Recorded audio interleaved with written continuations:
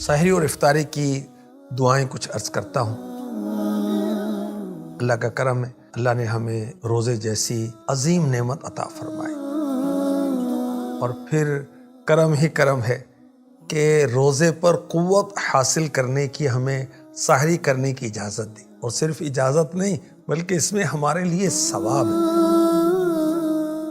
اچھا، بعض لوگ جو ہیں وہ یہ کہتے سنائی دیتے ہیں کہ آج تو میں نے بغیر سحری کے روزہ رکھا۔ ارے بھائی، فخر نہیں ہے اس پہ تو وہ حسرت ہونی چاہیے، افسوس ہونا چاہیے کہ سحری کی ایک عظیم سنت مجھ سے چھوٹ گئی۔ ایک بزرگ رحمۃ اللہ تعالی علیہ فرماتے ہیں، اللہ نے اپنی رحمت سے مجھے اتنی طاقت دی ہے کہ بغیر کھائے پیے زندگی گزار سکتا ہوں، مگر چونکہ کھانا پینا سنت ہے اس لیے میں کھانا کھاتا ہوں، اور میرے نزدیک سنت کی پیروی 1000 سال کی نفل عبادت سے بہتر ہے۔ تو سحری کرنا سنت مصطفیٰ ہے۔ سحری کا وقت کون سا ہوتا ہے؟ سحری کا وقت آدھی رات سے شروع ہو جاتا ہے، اور سحری میں تاخیر کرنا افضل ہے۔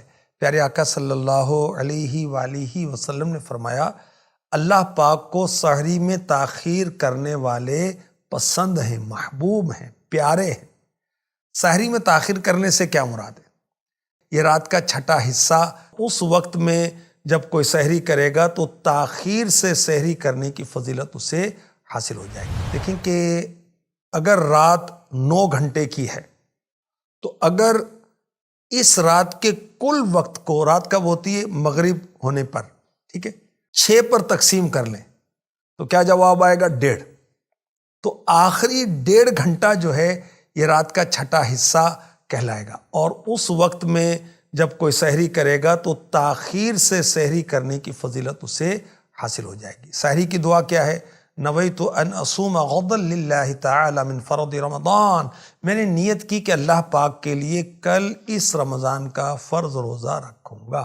افطار کا وقت کیا ہے اور دعا کون سی؟ جب سورج کے غروب ہونے کا یقین ہو جائے، کنفرم ہو جائے کہ سورج غروب ہو گیا، تو افطار کرنے میں اب دیر نہیں کرنی کہ سارن بج جائے تو اذان ہو جائے، نہیں، فوراً کوئی چیز کھا پی لیں، اور اگر کھجور یا چھوارا یا پانی سے افطار کریں گے تو سنت بھی ادا ہوگی۔ افطار کر لینے کے بعد سنت پر عمل کرنے کی نیت سے یہ دعا پڑھیے، اللہم لک صمت وعلی رزقک افطرت، اے اللہ میں نے تیرے لیے روزہ رکھا اور تیرے ہی عطا کردہ رزق سے افطار کیا۔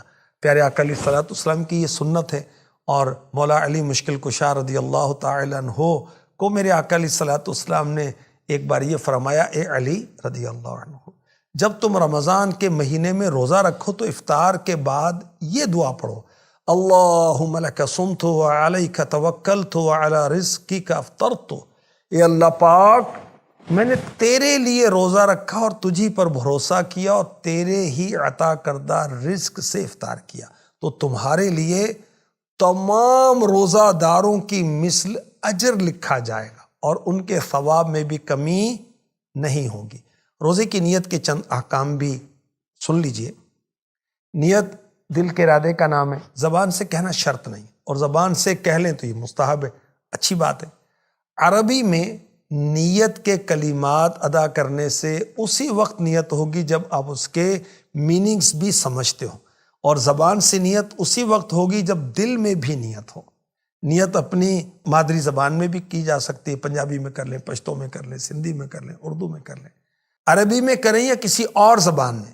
نیت کرتے وقت دل میں ارادہ موجود ہونا شرط ہے، ورنہ بے خیالی میں صرف زبان سے رٹے ہوئے الفاظ ادا کر لینے سے نیت نہیں ہوگی۔ ہاں، زبان سے رٹی ہوئی نیت کہہ لی، مگر بعد میں نیت کے لیے وقت کے اندر دل میں بھی نیت کر لی، اب نیت صحیح ہے۔